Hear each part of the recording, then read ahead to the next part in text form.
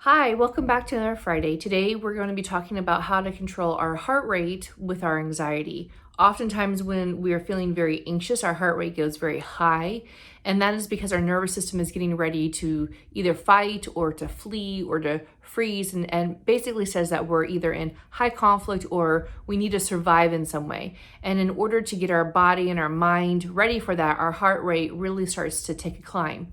So it could be when we're feeling flooded. It happens on a daily basis. It could happen in a conversation. It can happen when you're reading the news. And as we talked about in the past, it's probably best to limit the time on social media and the news right now because there's so much that's very overwhelming for so many people. 2 Corinthians chapter 10, verse 5 says, "We demolish arguments and every pretension that sets itself up against the knowledge of God, and we take captive every thought to make it obedient to Christ." So it's hard to really take anything captive, especially our thoughts, let alone our feelings, when we're flooded and our emotions are high and our heart rate is racing. So one of the ways that we do that is truly by deep breathing. And again, it's phenomenal. I know we've talked about this in the past. I just think it's very important to continually remind ourselves of these simple things that we can do to keep ourselves not only in check, but to be aware of what's going on inside of us. If I'm in a conflict with somebody and I want to be able to have a healthy conversation with them, my heart rate racing and going high into that is going to allow my mind to be swirling with thoughts, and I'm going to have all these different feelings and things going on inside. So when I'm able to slow myself down and truly think through and pray through, what do I want to accomplish at the end of this conversation? What are the goals I have in this relationship?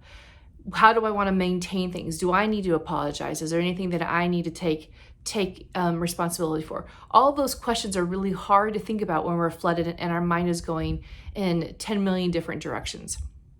So being able to deep breathe will truly be able to take our heart rate, which is high, and slowly lower it over time. And we do that by taking a really slow, deep inhale through our nose, because our nose is our natural air filtration system, and then slowly out either through our mouth or through our nose. So it's slowly in and slowly out at a count of 3. So it's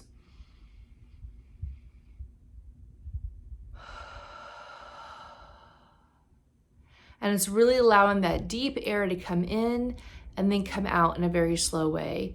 One of the things that is really helpful for many people is different apps out there that helps us with their breathing, or it'll play soft music in the background. John Eldredge, who's the author of Wild at Heart, has a new app called Pause, Pause, and it's like 1 3-minute, 5-minute increments that allows you to really take that slow breath in and that slow breath out.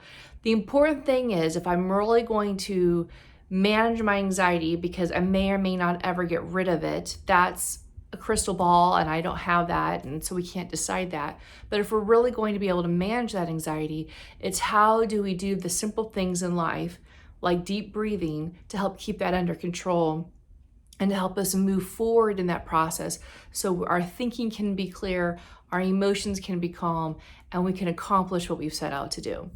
Well, I hope and pray that this has been helpful for you today, and that you will be able to be mindful of your heart rate and the opportunities to deep breathe, not only through this weekend, but through this next week. Have a great day.